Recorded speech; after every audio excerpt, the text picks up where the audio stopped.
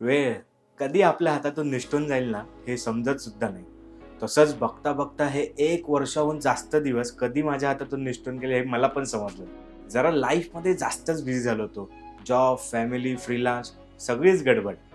तुम्ही आतुरतेने वाट बघत असाल की माझी नेक्स्ट व्हिडिओ मी कधी अपलोड करेल. सो सॉरी, नवीन व्हिडिओ अपलोड करण्यासाठी जरा जास्तच लेट झालं. पण गुढीपाडव्याच्या या शुभ मुहूर्तापासून मी पुन्हा या सिरीजला चालू करत आहोत. सो पुन्हा एकदा दुप्पट जोशात आपण चालू करूया Adobe Premiere Proची डिटेल ट्रेनिंग.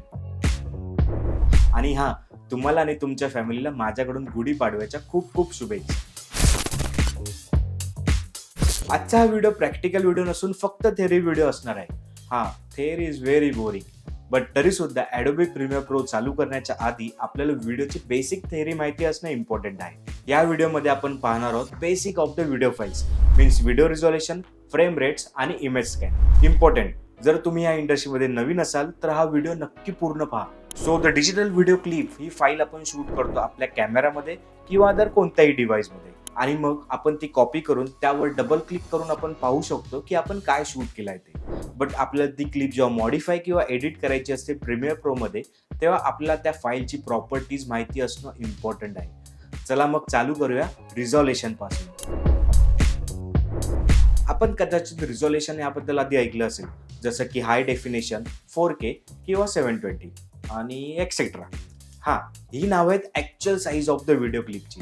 आपण बोलतो ना, काही व्हिडिओज 4K मध्येच बघायला पाहिजे. समजलं ना? तसंच. Like we know, digital photo और व्हिडिओ बनतात हे एका पिक्सल्स पासून.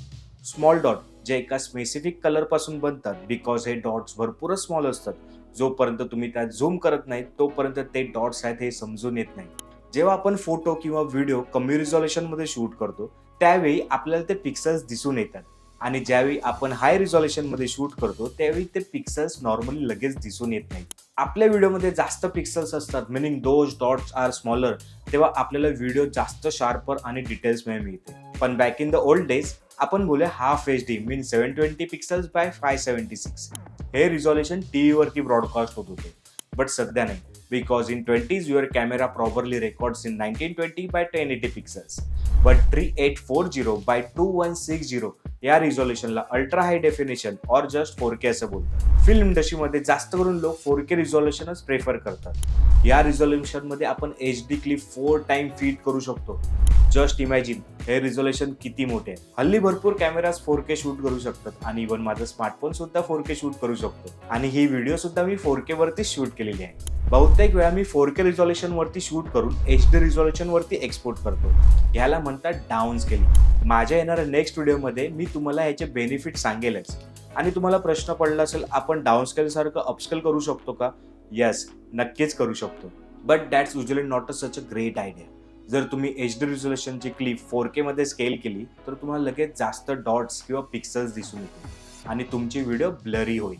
आत्तापर्यंत आपण एका फ्रेमबद्दल बोलत होतो, बट तुम्हाला माहिती आहे व्हिडिओ ही एका फ्रेमची नसते. There are multiple images or frames in a sequence. या जेव्हा आपण फ्रेम्स प्ले करतो तेव्हा आपल्याला व्हिडिओची मोशन दिसते. मी बोलत आहे फ्रेम्स पर सेकंड. वास्तविक हालचाल आहे यावरती विश्वास ठेवण्यासाठी आपल्या मेंदूला फसवण्यासाठी फक्त 12 फ्रेम्स प्रति सेकंदाची आवश्यकता आहे. हे फ्रेम रेट जुन्या अॅनिमेशनसाठी वापरत होते. जर तुम्हाला आठवत असेल, it was in motion but not so smooth. Camera shoot at a higher frame rates. पण हे सगळीकडे सारखं नाही. जर तुम्ही सिनेमाला गेलात तर तिकडे 24 फ्रेम्स पर सेकंड प्रोजेक्ट केला जातो. युरोप आणि एशियामध्ये 25 फ्रेम्समध्ये शूट केला जातो, आणि नॉर्थ अमेरिका अँड साऊथ अमेरिकामध्ये 30 फ्रेम्स पर सेकंड मध्ये शूट करतात. जर तुम्ही स्वतःसाठी किंवा इंटरनेटवरती अपलोड करण्यासाठी व्हिडिओ शूट करत असाल तर काहीच प्रॉब्लेम नाही. 24, 25 अँड 30 फ्रेम्स पर सेकंड हे स्टँडर्ड फ्रेम रेट्स आहेत. But both cinema and internet platform like YouTube हे एक्सपेरिमेंट करतात फास्टर फ्रेम रेट्सवर, usually double frame rates. Means सिनेमामध्ये 48 फ्रेम्स पर सेकंड आणि यूट्यूबवर तुम्ही 60 फ्रेम्स पर सेकंड्समध्ये व्हिडिओ अपलोड करू शकता.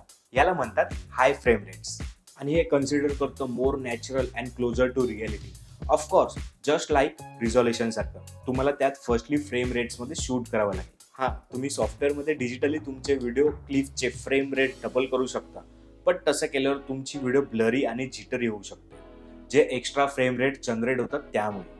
डाऊनस्केल फ्रेम रेट्स ही एक चांगली आयडिया आहे. तुम्ही शूट करा 50 फ्रेम्स पर सेकंड मध्ये आणि एक्सपोर्ट करा 25 फ्रेम्स पर सेकंड मध्ये. हे करण्याचे बेनिफिट्स असे की तुम्ही 50 frames per second stretch out करू शकता 25 फ्रेम्स पर 2 सेकंड मध्ये. सोप्या भाषेत स्लो मोशन. जर हे तुम्ही फक्त 25 फ्रेम्स मध्ये शूट केलं तर तुम्ही स्ट्रेच आउट करू शकता फक्त 12 फ्रेम्स पर सेकंड मध्ये. मीन्स व्हिडिओ भरपूरच शार्पी प्लेबॅक होईल आणि त्यामुळे काही कॅमेरा शूट करतात ॲट 2000 फ्रेम्स किंवा त्याच्याहून जास्त फ्रेम्स पर सेकंड मध्ये for super smooth slow motion. Final section मध्ये आपण पाहणार आहोत image scan of the video. या अगोदर आपण बघितलं की जुन्या CRT टेलिव्हिजन मध्ये व्हिडिओ कसे टेलिकास्ट व्हायचे बाय द इलेक्ट्रिसिटी फ्रिक्वेन्सी. जर आपण US बघितलं की तिथे व्हिडिओ ब्रॉडकास्ट होतात 60 frames per second, but 60 frames per second हे जास्त हेवी होत होतं ब्रॉडकास्टिंगसाठी. So what they did, playback केलं 60 हाफ फ्रेम पर सेकंड मध्ये and total that will be 30 full frame per second. आणि या टेक्निकला बोलतात इंटरलेस. ही सेम सेटिंग आपण पाहू शकतो Adobe Premiere Pro मध्ये आणि ती सेटिंग प्रॉपर सेट नाही झाली तर व्हिडिओ आपल्याला अशा पद्धतीने दिसू शकते. आणि हे आधी सुद्धा आपण कुठेतरी बघितलं असेल. हे काही व्हिडिओमध्ये प्रॉब्लेम नसून just a wrong setting from the editor. हे तुम्ही बघत आहे त्याला बोलतात half frames from the interlace image scan. And here how to work. एका फुल फ्रेम मध्ये इवन नंबर फ्रेम आणि हाफ अनइव्हन फ्रेम असते. फर्स्ट हाफ फ्रेम ज्यामध्ये फ्रेमचे सर्व इव्हन पिक्सल्स आहेत. सो जर तुम्ही समजा तुमच्या व्हिडिओचं रिझोल्युशन 10x10 असेल तर it will be first playback rows 2, 4, 6 and 10. पुढील अर्धी फ्रेम ही अनइव्हन आहे. So that will be show 1, 3, 5, 7 and 9. या दोन अर्ध्या फ्रेम एकत्र केल्या की एक पूर्ण फ्रेम मिळते. नाव we are going to work with interlace. But actually ते अस्तित्वात आहे आणि ते काय करतं हे जाणून घेणं महत्त्वाचं आहे. सो तुमच्याकडे जुना कॅमेरा नसेल, you properly shoot in progressive. A progressive image scan is a simple and entire image per frames.